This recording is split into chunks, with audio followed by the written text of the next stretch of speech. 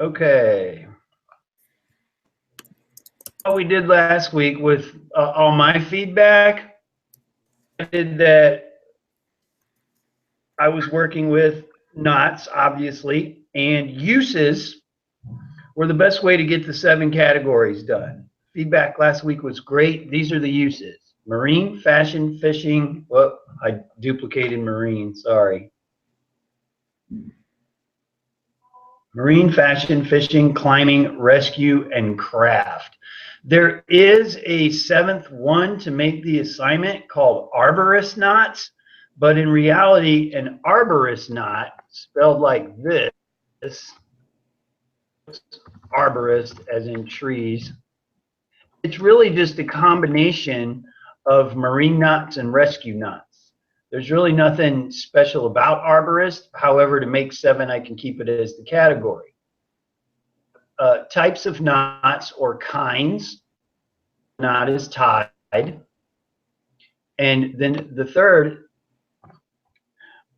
would be difficulty. This was one that was also brought up in class. So what I'm going to do with this chart is I started to do user scenario sketches based on uses of knots, types of knots, and the difficulty ranking system. So this first scenario, my sketches are a little loose, but I'll tighten them up since this is a sketch assignment, is we follow a user through finding a half hitch knot. They go to types, they find hitches under loops, hitches, bends, and mends. And those are pretty much, didn't fit in my sketches. I drew a little bit too fat, but these are your types that would be under that navigational heading of knots, loops, hitches, bends, mends, line to line, and stoppers. So the user has to find a half hitch, and they click hitches. They're going to have to scroll. There are a lot of different types of knots out there, Julia. So I'm glad this is a data assignment and not necessarily a design one, because my user scenarios, these folks are going to have to navigate through alphabeticals to find where the knot is if they're searching by type. So they found a half hitch. The destination screen, I'm envisioning to be a small animated GIF file of, you know, like animation or something of the knot being tied, and then an MP4 of the knot being tied again, but also with the knot in use. And then the user has a chance to rank them. But as I did this user scenario, it brought up a question, and I went back to the instructions. Prevents our user from just using our search box to find the knot they want. Why would we want to create these scenarios for them if we're giving them a search box in the assignment to search it for? Or am I misunderstanding the search box component of the assignment, I guess is my question. Well, because you may be looking for a knot and you don't know what it's called. Okay. You need to know what you know, you might have a specific thing you're trying to do, so you may not. That's true. You might not be able to search for it. Did you do any more? For the first, I think you need to take a step back. Go to back to your categories for a second. Sure thing. Does anybody have any comments about his categories? That would be here on the left, use. No, see, that's the thing, is that your categories are use, types, difficulty, and you need 4 more. The things that you have listed under use are, it's like color, red, blue, green, orange, violet, pink, you know, whatever. So that is one of your categories. Well, let me see. Brian, okay. You know what? It's easy. What about popularity? How common is this? You know, what about some of the things we talked about last week, like no,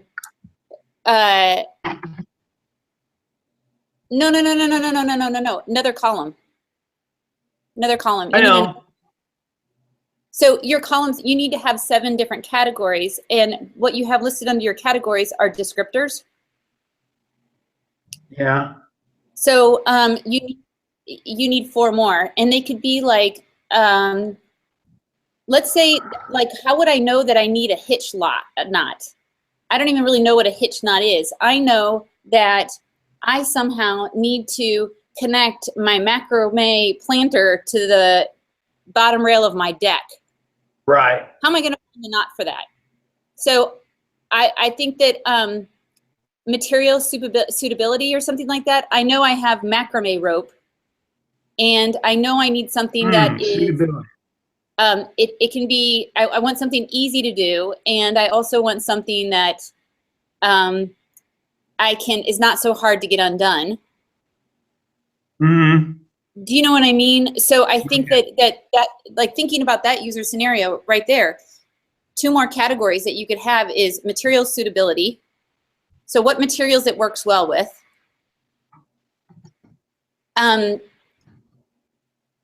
So Brian, just to make sure you understand, I want you to create another column. I know. Okay. What about difficulty to tie, difficulty to untie? There's 5 right there. Tie, untie. Yeah, because I mean, when you say difficulty, it could be pretty difficult to tie, but it could also be maybe really easy to get undone. I don't know. So I think those are 2 different categories for you. I thought that was under difficulty, though. No, but difficulty to tie and difficulty to untie are 2 different categories, right? Okay. Nick says Yeah, I untying knots remember is that. kind of irrelevant. Actually, no, it's not irrelevant, because my husband, the Boy Scout, he likes to tie the plastic bags shut in a way. Like if you get bulk food at the grocery store, he puts a little knot in it at the top, but we want it really easy to undo. We want it to be secure so the stuff doesn't fly everywhere, but we want it to be easy to undo so you can get to the food, right? Untying. So these are 2 different qualities that you can that can be used to categorize your knots. Like that. Untie Right. a knot, tie a knot. Difficulty to untie, difficulty to tie. Well, okay, well, what does that do with difficulty then? Make it difficulty to tie. Okay. How difficult is it to make the knot? Oh, okay. Yeah, that's true. How difficult is it to get the knot out? Yeah, untie. So you could just change your difficulty category at the top to difficulty to tie. Yeah. Okay. I gotcha.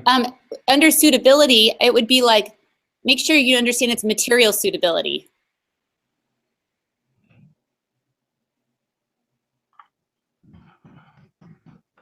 Which means you don't use thread to do a tough job, basically. Or a specific knot. Specific knots do require specific lines or ropes. Right. Okay. I know, I don't know, Pamela, your screen is blank, but if,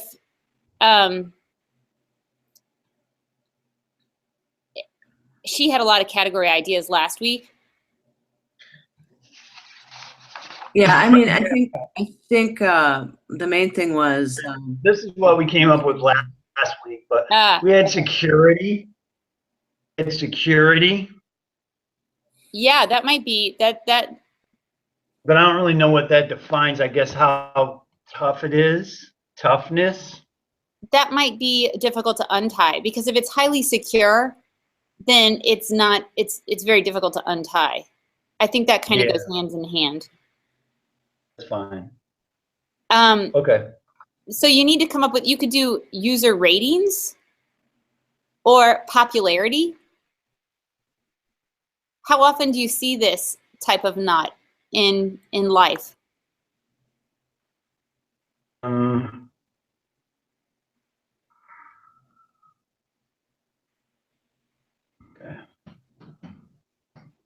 So think about if I'm in a situation where I want to hang up my macrame pots, and I know I've seen a specific type of knots that people use to get, do you know what I'm talking about? They're kind of like hippie looking planters, right? So you have like the macrame Oh, yeah, rope, absolutely. I do. and they're holding a pot. Let's say I've made some of these and I want to attach them to my deck. I know I've seen the type of knot that I want to use, but I just don't know what it's called. So I would probably maybe use some popularity filters to try to narrow it down. Okay. And then for material suitability, I would want to make sure that this is something suitable for rope. Maybe it's not that hard to do, but I also want it to be not so difficult to untie. So that would be a very good specific user scenario.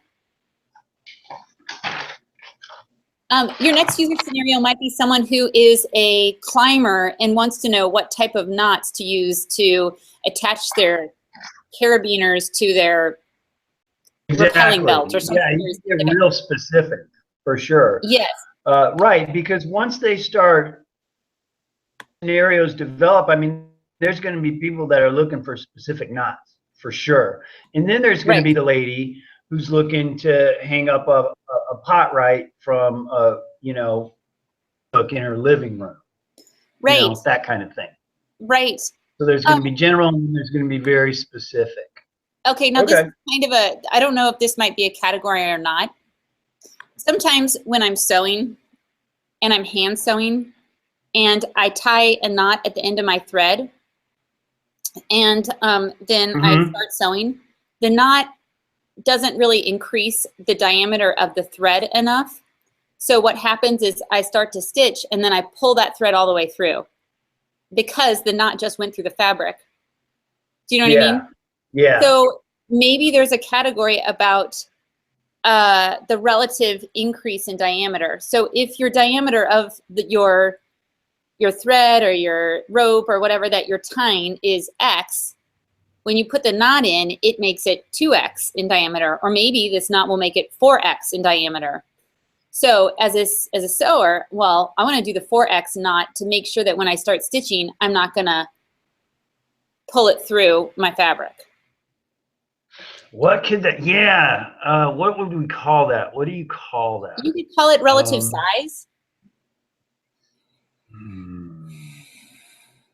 And I don't know if this is relevant for other applications where you care about how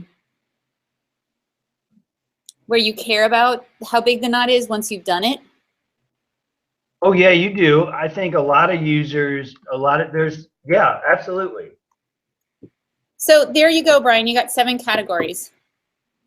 Okay, well, there's plenty of knots to choose from to devise user scenarios to all this, because the gold mine with this assignment is writing the kinds of knots there are for all these people to stuff with. I mean, the types and the kinds. I mean, I've got a huge database to work with. It's not like I'm going to be short on user scenarios. For sure. But Brian, can you go to your user scenario you started? Navigate to a half hitch knot without using the search. That's just not specific enough.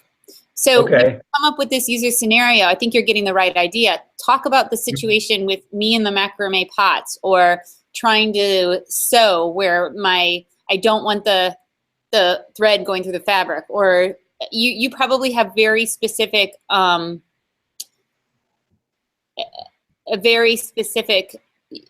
user scenarios you can come up with in the sailing world, since you know that world.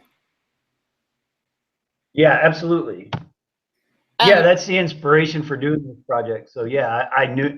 So you mean a little bit more description on why this person would want to navigate to a half hitch?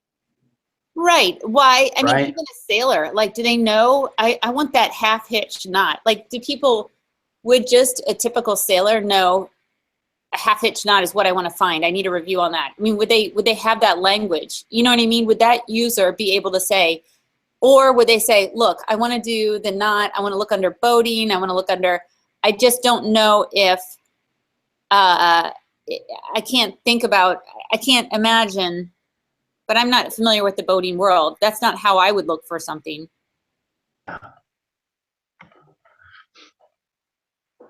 Okay. All right. So we need to describe the situation a little bit more. Right, right. Very Okay. specific. And this is That's something fine. for all of you guys. As how are you going to indicate in your app the path that the user has taken? So for example, in this particular scenario, you've clicked on types, then hitches, and then a specific name, half hitch. Don't you think that somehow you should reveal to the user where you've gone, what path you've gone through? So like a breadcrumb path somehow? Oh, that shows where they've been on the previous screen. Right, how they got where they are, so that we're under hitches, which is under a type of Mm-hmm. and some of these things are going to be filtering categories too. So when we talk about material suitability, I should be able to access some kind of set of filters that say I only want knots that are going to be suitable for rope, for example, or thread, for example. Gotcha. So Gotcha. that may not come up in one scenario, but it may come up in another scenario. So you want to Okay. try to think of the scenarios should be as different as possible so that you're considering like the biggest range of possibilities. You know what I mean? Yeah. I'm following you. Got it? I think I do got it, actually, because what you've just described creates kind of a different interface. This is just a real basic, just drop down bars to get things going. But from here, if we want to do we want in our sketches for the user to be able to trace their progress through the find as they go through the screens? Well, Once they find the hitch, should the screen say where they've already gone? well, I think so. I know in a lot of applications, I'm reminded of what filters I've chosen at the top, or how Okay. I've isolated do you know what I mean? I would look at some other Yeah. apps, but I do know that when I'm navigating, like on Amazon, I'm looking for something and it's like, well, you're looking in the books and magazines category, not the toys and games, or you know what I mean? Okay. Reminding Yeah. me, I gotcha. which remind me of the filters Mhm. I've selected and the path that Okay. I've gone Right. down. So something up top to describe that path, that journey to find the knot. Right. I think Okay. so, but this is something that it might help for you to look at, this should be prompting you guys to look at apps that are dealing with huge databases. Shop on overstock.com on your phone. See how that goes for you. How are they using the space to tell you where you are, Okay. in your pursuit of the perfect hallway rug. Mm-hmm. Right. Because that's a huge site, and I better know where I've been. Okay. Yeah, and you That's want a to good know, like, example. you want to make sure that you've looked at all the possibilities that are the right size and have the right colors in it and are made of the right material. That you want to kind of know what you've eliminated and make sure that you have the appropriate filters set and you've gone. You're not looking in the. You're not. Okay. I want to know that I'm looking in the outdoor rug categories as opposed to the bedroom rug categories. You know what I mean? Right. So if I've Well, gone into a specific category or I've turned on certain filters, I need to be reminded of what I've done. okay, I understand. To the destination screen, it seems that every end point that a user is going to do for this app, they're looking for instructions on how to do the knot and how the knot gets used. So my solution to that was animation of how it's tied and actual use of it as the destination. But this isn't a video assignment and it's not necessarily a huge design assignment. So can I just notate what the destination is like I've done here? Well, remember that once you have gone through your user scenarios, the rough ones, you're going to do one more finished wireframe. Fleshed out And, one, yeah. and the nature of the wireframe is going to be exactly what you've said, where you're going to indicate this is what's going to be right here on the screen. This is going to be what's right here on the screen. But the final piece, the last piece, Right. is when I'll you have to do the render it. interface design. So you really want to have that's on fine. your final set a mock-up of what this is going to look like. just like the last project last semester. Absolutely, I get that. It was just for the wireframing part. I was gonna just label what the destination result was. Right. That's the They nature of can be a careful wireframe, to not Brian. get That's exactly right. inside and they get- Okay, cool. All right, I got it. Okay, one more thing. Thank you. The way I noticed the way that you have, sorry, I'm responding to Pamela. The way that you have those headers at the very top, I'm just questioning using that space for the headers. Typically, I think in an app, there is some type of consistent branding at the top.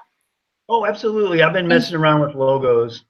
Right, but I mean, you know, what category you're in shouldn't, it should be clear what the app is. The branding should be consistent, but then the way that you have it rendered is kind of, we lose a little bit of, we lose the branding. And then I don't think that the search field should disappear as we go down. You know, maybe there's a little magnifying glass icon or some kind of search icon that is on the top consistently too, so you can click on it and it pops up. Right. And Well, you've answered my questions about the search bar, what it's supposed to do, how it's supposed to direct us through it. So yeah, absolutely. I get that now and where it should go. I came up with a name that's a good brander. Here it is.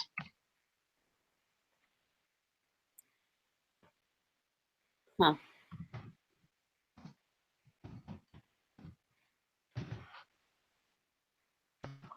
That's fine. Have you thought at all about your icon for your app? What is it? What is the look and feel going to be? I did. It's obviously going to involve a very simple knot tie. I was actually thinking about putting a graduate cap on top of a knot tie, but I'm not too sure. Why is that? I don't know, because once you figure it out, you are, I don't know, of ways to describe a reward for visually describe a reward for tying a knot. Like, what recognition do you get for tying a knot? Yeah, I'd have to see it, but it sounds a little confusing. I would just go with a knot, to be honest with you. Remember, you have like 19 by 19 pixels or something ridiculous. Yeah. The number of pixels that you have to create an app icon is very small. So we need to make I'm just thinking maybe a real small, simple knot tie with a question mark. Sure, something that's immediately understandable. Yeah, that works. Okay. Okay, I'm going to jump over to Laura. Gotcha. Thank you. No problem. Brian, Nick has typed a whole lot in the notes, so take a look at his comments if you're. Oh, cool. On his comments. Okay, so I don't have my sketches, but I can kind of describe what I was thinking for my scenarios. I'm gonna turn off your sound. Okay. Is there any chance you can scoot up a little closer so I can get the sound to here? Oh.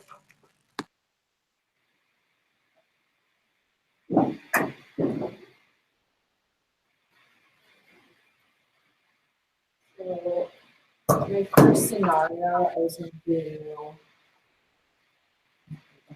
but it was basically to find out the uses for a specific apple. And what, I don't know if you have the Target, like Cartwheel app, but instead of doing like a hamburger menu, I kind of wanted to do something simple like this, almost, where you can just kind of choose it really fast since it's not a whole lot of difficult categories. So for like uses for loading apples, I would just do like something like uses of recipes and you would just click on it. Hold on, just unshare your screen for a second and then hold that up to the camera so they can see it.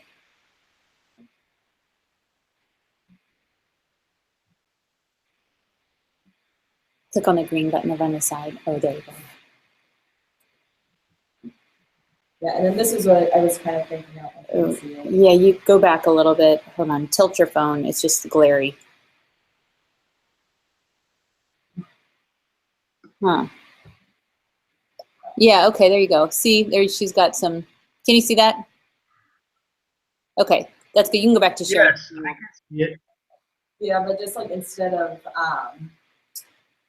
like a hamburger menu or something, I kind of wanted to do something like that where it'd just be icons, or it would just be like, I don't know, maybe a shape of an apple and then like the word uses of colors, whatever the categories were. Go ahead and share your screen again now.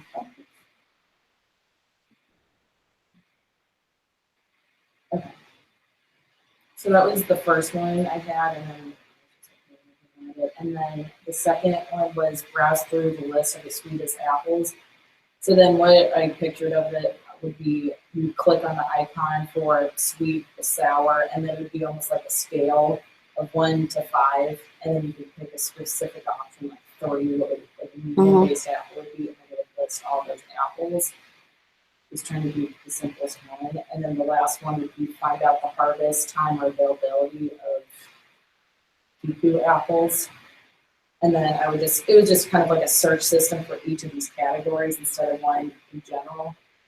But then also on the main menu, I was going to do a search where you can't just type in an apple, if that makes sense. And then just about it. Uh-huh. Yeah. Brian, based on what we just talked about with your project, do you have any comments? I'm reading through it.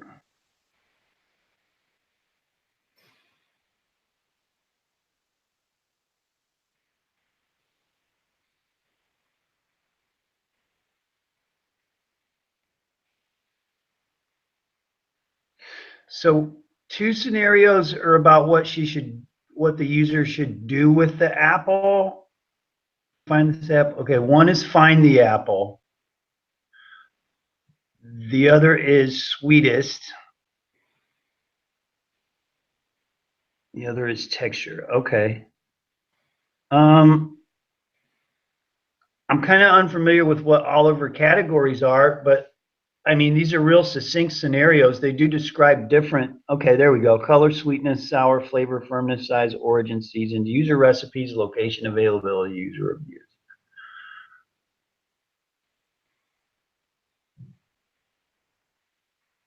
Yeah, the first scenario, she's going to user recipes, obviously. Oh, you know what? This first scenario can cover a few different categories. It looks like we have user recipe and type of apple and sour of apple as well. So if she are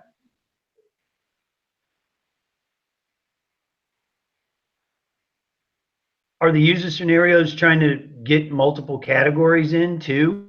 No, I was just doing one specific one. Like the user knows that the apple is extremely sour and soft. Yeah. So it was okay. It was just details I was adding, but the main thing is okay. Search the Lodi apple for under the uses category for recipes. Well, based on your user scenario that you described, it seems like a person can find what they're looking for through different paths. She wanted to find the uses for a Lodi apple, but she could have easily possibly found it a different way by looking at the apple itself through its sweetness or sourness and how that would apply to baking or other uses as well, besides just going to you. Right, but she has to pick one path. So yeah. I think that in this case, it does make sense to me, like ultimately what she wants to arrive at is a recipe that she's excited about, right? Where she could use these Lodi apples because there's such a great deal on them right now. So she would probably go to uses recipes and then put on a filter for Lodi's and see what comes up, and then ultimately get to a recipe at the end, right? Okay. So that scenario seems okay to me. That seems like it would work. Can you go to the second one? So Stephen discovered pick your own farm near his town. They pick blah, blah, blah, blah, blah during different times. Kids only eat very sweet apples. Therefore, he would like to know which of these apples are the sweetest so he knows when to visit the farm. So he probably goes into the app and puts on, ultimately he wants to get to a specific apple, right? So we're going to go into the sort by sweetness. So there has to be some sorting capability or something in your app. That would be the most efficient, instead of looking up Granny Smith, then looking up Fuji, then looking up Pink Lady. I want to go to apples, sort by sweetness. And then you get a list of all your apples, and you can see that Pink Lady is much sweeter than Granny Smith. And that's it. Maybe the user scenario could be a little bit more interesting, in the sense that maybe Steven found a pick your own farm. It is September. He lives in Illinois, and he wants to pick a sweet apple. So he goes to sweetness, and he sorts by sweetness, and then filters by what's available in Illinois at this particular date. Oh, okay, yeah. So it wouldn't list like all the we just get a huge list. Right. That would make it a little bit more interesting of a user scenario. Yeah. Okay. So I would add to that. This one is Kelly's favorite snack is the exotic Kiku apple. Difficult time trying to find this apple. Would like to know when their availability is in her state. That's great. So I would be more specific about what specifically the state is. Maybe she lives in Alabama or whatever. So she goes to, ultimately, you want to get to the harvest time availability of Kiku apples. So that's going to be interesting. We're going to go to apple type, go to find Kiku, and then we have to click on somehow that it's like a filtering thing. Maybe we go to harvest times, and then we set the filter of the state, and then we see when they're available in that range. Right. That makes sense, because harvest times work out a search very easily. Okay, I see it now. Yes, that is enlightening to see how you could use search, especially with Laura's stuff, to get where you want to go. Yes, that's insightful. Thank you. Your user scenarios are good because they all end up, you're asking for different types of information from this app. So it's kind of a challenge, but I think it's cool. I think you're ready to start sketching out some of these different ideas. Yeah, the only thing that was just like kind of confusing me was just I have these categories, but it seems like some of them can be used as, like you said, filters. So that's kind of like complicated, because I could make all these options, but they all can work together in some way. Like Right. Can work like season and stuff, and that's why it's kind of confusing. Right. That's why this project is challenging. Sometimes categories, like I was talking about the database, sometimes it's a one-to-one relationship where the apple has a specific sweetness level. We'll give it a 5 versus a 7. That's very one-to-one. However, when you're talking about the apple and it's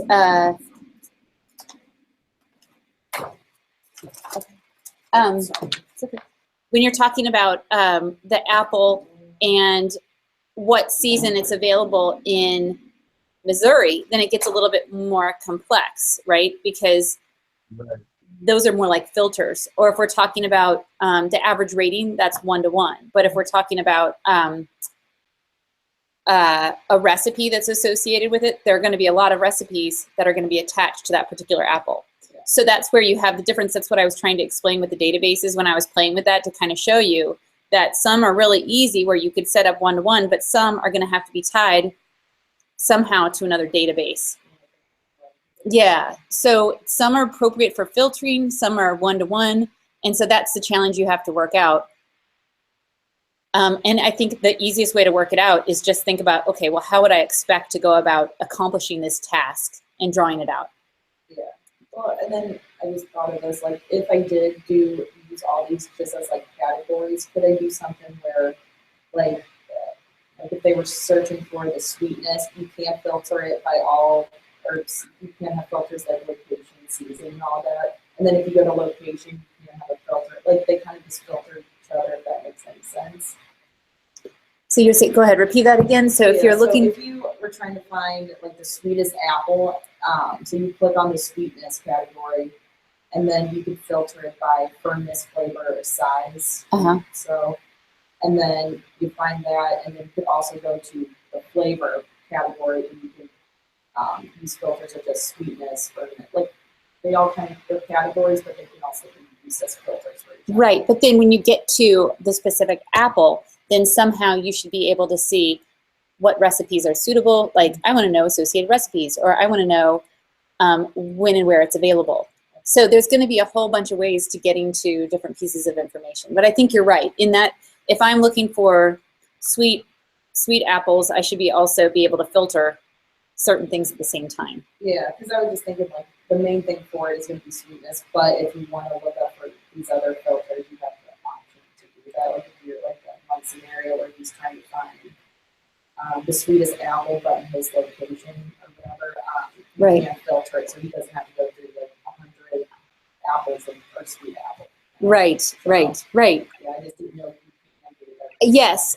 What I think that you've created some good scenarios. I'd be a little bit more specific with a couple things that we talked about, but I think this is going to make more sense once you sketch it out, because you're going to see similarities within the differences. You're like, this person's trying to get to this information this way, and this person's trying to get to this information that way, but it's basically the same kind of deal. Well, how are you going to access the filters? How are you going to they're going through filtering or sorting information. So the idea is to look at these three specific things as a kind of a representative example for how you would design everything, because you're trying to look at it from different ways. Does that make sense? Yeah, it's just gonna take some thought. Just start drawing it out. Yeah. That's the best way to start to approach it. And I think, Brian, now that you have all your full categories, you'll be ready to draw a little bit more. Oh yeah, it's kind of plug and play, since the content I'm working with is just infinite. It's huge. Right. Yeah, I will not be lacking scenario creativity here for sure. There's just all kind of ways I could approach it now. All right, guys. Well, Nick says he's good. He doesn't have anything to show right now. So during the process of the critique, Laura emailed me, and Kate emailed me, and she said Thursday at 4 o'clock she'd like to have a critique. So you guys are welcome to join in Leiden. I think that's 11. Oh, that's fine. So, but we will also do a critique next week at this time. So you have a chance to get your. I know you two only need one more, so you should be good. So you either have Thursday or Tuesday to do it. Well, you know, if you want to do more, just more feedback, that's fine. I don't care. Yeah. Well, information architecture is the kind of class where just being at all the crits is very helpful, because it took me a while to figure out this wasn't a design class altogether. It was a lot more of a theoretical class, so yeah, these have been very helpful critiques. Good. Okay, well, I will update the grades, you guys, and then I will see some of you Thursday. Okay. Okay, see you later. Bye. Bye.